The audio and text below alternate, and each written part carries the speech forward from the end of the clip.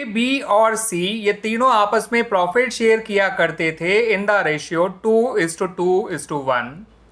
इनमें से जो बी है उसकी डेथ हो गई ऑन 30 जून 2024। अब जो फर्म है वो अपनी बुक्स क्लोज किया करती है ऑन 31 मार्च एवरी ईयर। आपको पिछले साल की सेल दे रखी है, यानी जो पिछला साल 2023-24 जिसका एंड हुआ था ऑन 31 मार्च 2024, उस साल की आपको सेल दे रखी है ₹3 लाख।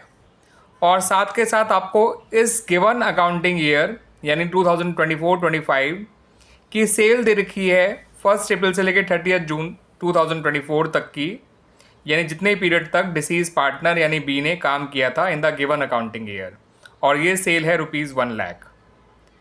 आपको साथ साथ पिछले साल का प्रॉफिट भी दे रखा है 2023-24 का, 2023-24 का, जो कि है ₹30,000। तो पिछले साल की सेल आपको दे रखी है ₹3 लाख, पिछले साल का प्रॉफिट आपको दे रखा है ₹30,000। आपको इस साल की सेल भी दे रखी है 1 अप्रैल से लेकर 30 जून तक, जो कि है ₹1 लाख।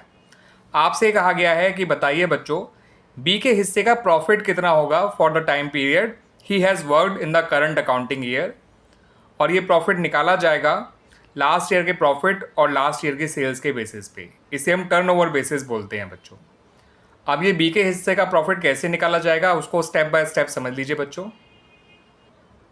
सबसे पहले बच्चों ये निकालिए कि percentage of profit to sales पिछले साल क्या था, यानी पिछले साल प्रॉफिट सेल का कितना परसेंटेज था।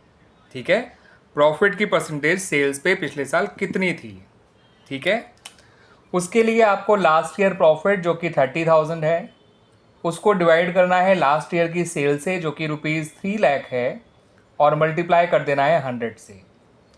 ये परसेंटेज निकल कर आएगी 10, यानी लास्ट ईयर प्रॉफिट सेल्स का 10% था।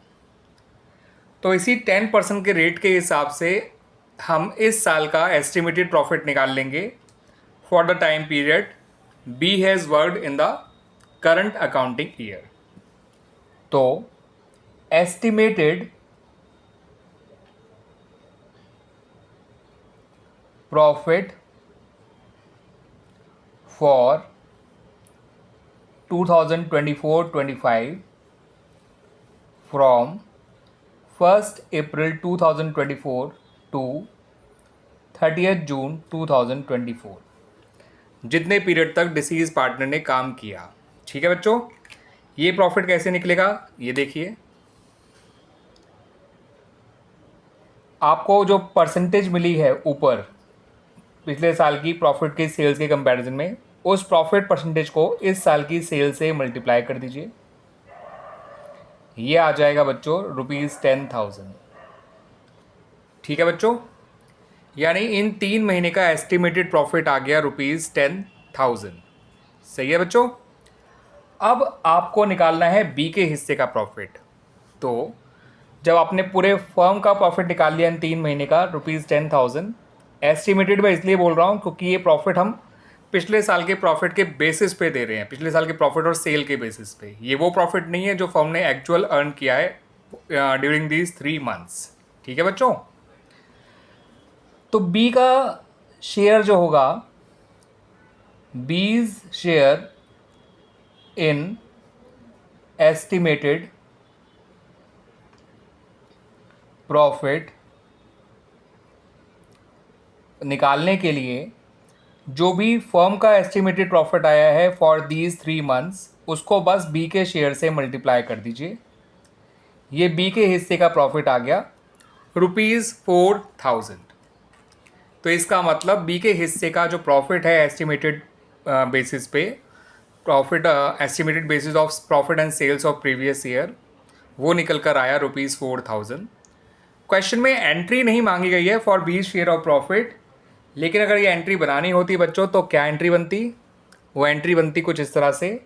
हम लिखते profit and loss suspense account debit, क्योंकि एस्टिमेटेड प्रॉफिट जो है वो हम profit and loss suspense account के थ्रू दिया करते हैं टू द डिसीज पार्टनर। ये प्रॉफिट फर्म ने एक्चुअल में अर्न नहीं करा था, दैट्स वाई हमें एक फिक्टिशियस अकाउंट ओपन करना होता है profit and loss suspense account के नाम से।